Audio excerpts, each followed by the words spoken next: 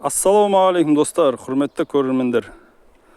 Міне біздің 3 ай бұрын егілген қарбыздарымыз таза табиғи тыңайтқышқа еккен болатынбыз. Оны өздеріңіз көрдіңіздер, көрмесеңіздер, менің алдағы осы 3 ай бұрын түсірген бейнероликтерімді көрсеңіздер болады.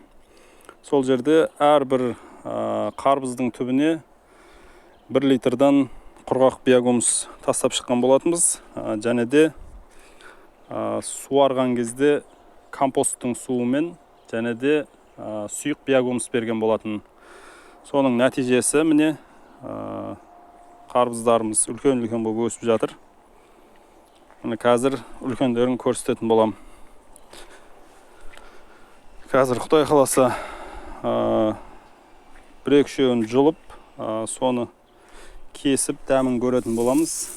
Міне мынадай өсіп жатыр, мынау сәл кішілеу. Міне мына жақтарда үлкендері бар. Міне үлкен, әжептәуір үлкен. 10 килодан жоғары. Қазір тағы да көретін боламыз. Міне осылай қарбыз өсіруге болады. Ешқандай қиындығы жоқ. Өсіп жатыр, Аллаға шүкір.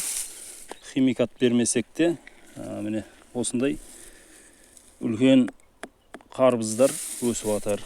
Өздеріңіз егіп жесеңіздер болады. Құрғақ биогумус беріңіздер, сұйық биогумус беріңіздер.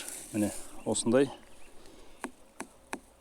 Міне Құдай қаласа осыларды қазір үзіп алып, барып салмағын көретін боламыз. Бисмилля.